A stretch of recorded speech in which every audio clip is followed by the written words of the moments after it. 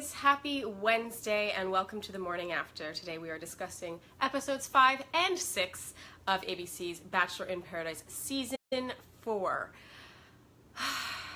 You guys, tell me if you agree with me. This is not good television. I am bored, and I say that with a heavy heart because I normally can enjoy this show and I think it's normally funny and entertaining, and this season is just not. I'm going to start with episode 5, just a few notables. Watching Sarah with Adam. I wrote that it's like watching Ben Z and Raven at the last rose ceremony, which is to say, I appreciate Sarah's directness. You know, she wants to sit him down and say, this is how I feel, take it or leave it, blah, blah, blah. I appreciate that and agree with that in theory, but I feel like you should not have to seek out the guy multiple times to tell him that. So I feel like it sort of negates itself. If you have to seek out the guy to tell him, take it or leave it, I'm cool, like I'm, you know, then, yeah, he should come to you and then that should just be made clear by your actions. So I was sort of wishing that had gone a little differently.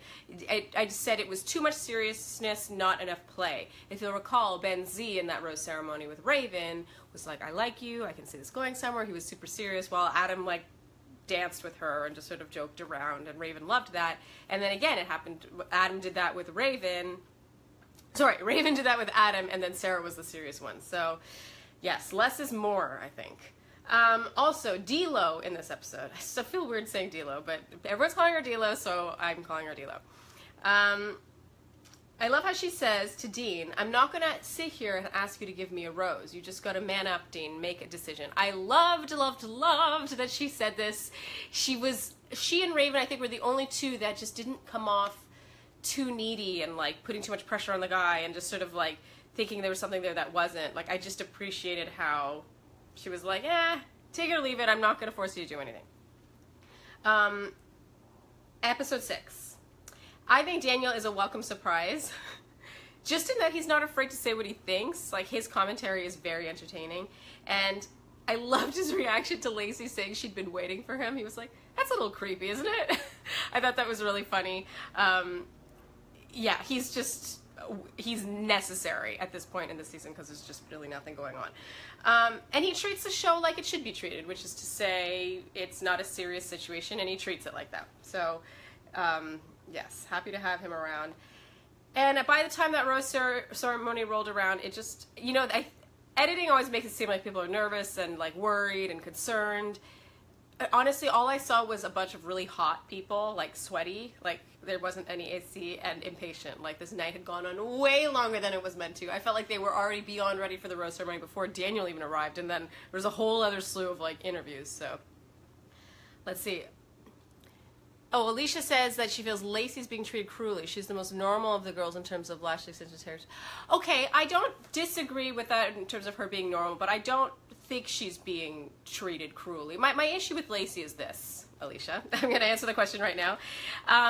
I feel that Lacey just wants to be on TV. And I do not say that lightly, because I feel like everyone just wants to be on TV. It's totally fine. It's just that with Lacey, it's like she'll go on a date with whomever will go on a date with her. And I just feel like there's a point where, okay, I feel sorry for you for a little while, but then there comes a point where it's like, have some self-respect, and it feels desperate, and yeah, I no longer feel that bad for her. I just sort of, you know, fake tans, lash extensions, hair extensions, like, I don't care about any of that. Like, do whatever you got to do to make yourself feel better, but I feel like she does not, you know, put herself on a high enough pedestal, personally. All right, so, moving on.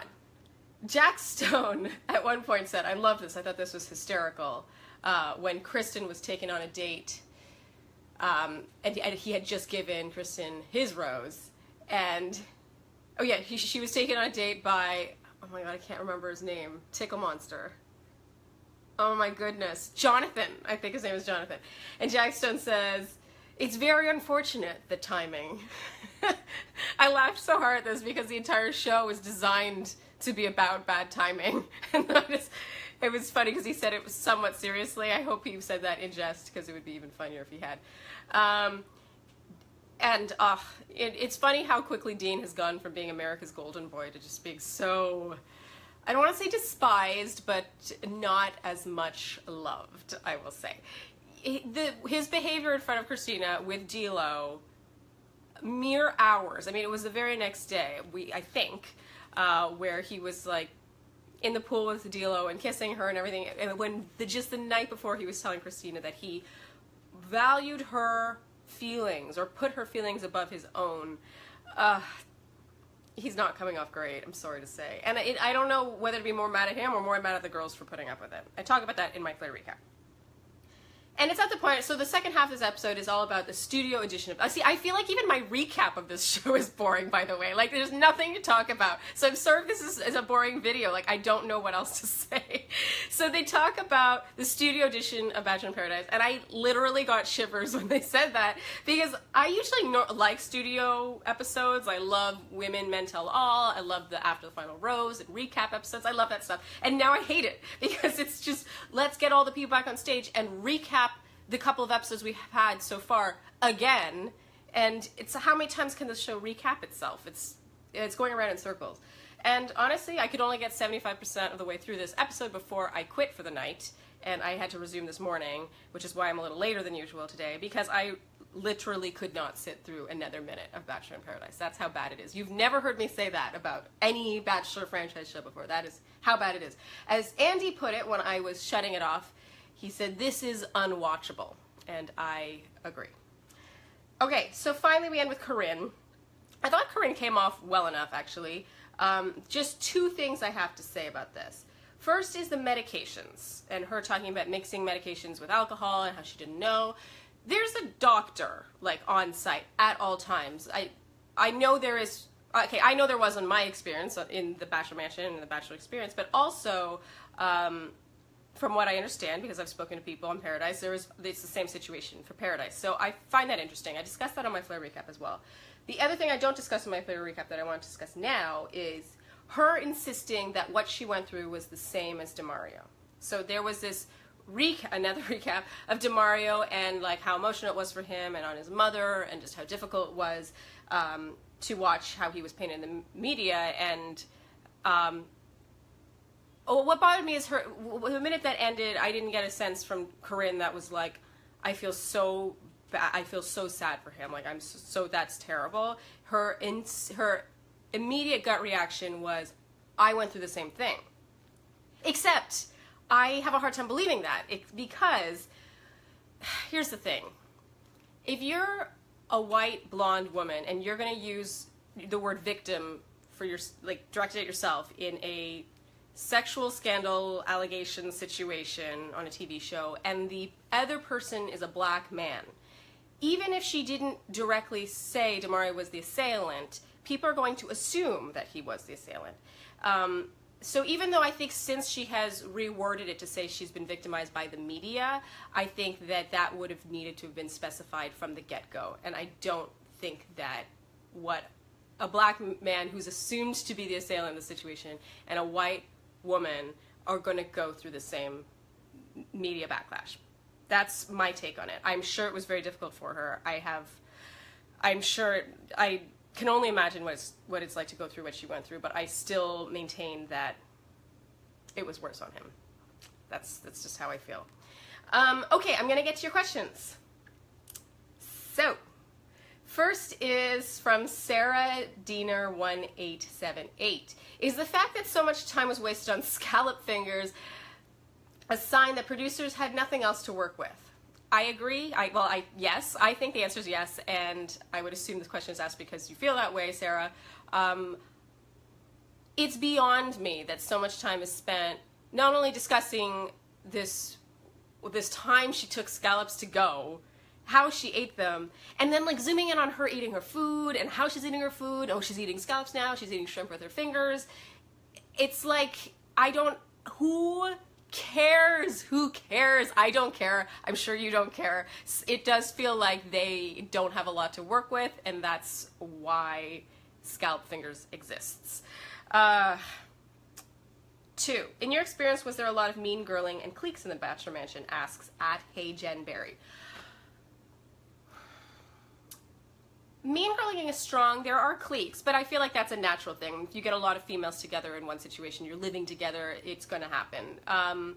I think that there's more shit talking than you see on TV. I will say that. But I don't know if it's mean girling. I know that sounds like kind of hypocritical, but it's more just like the environment is designed to make you annoyed by each other, and then that plays out naturally.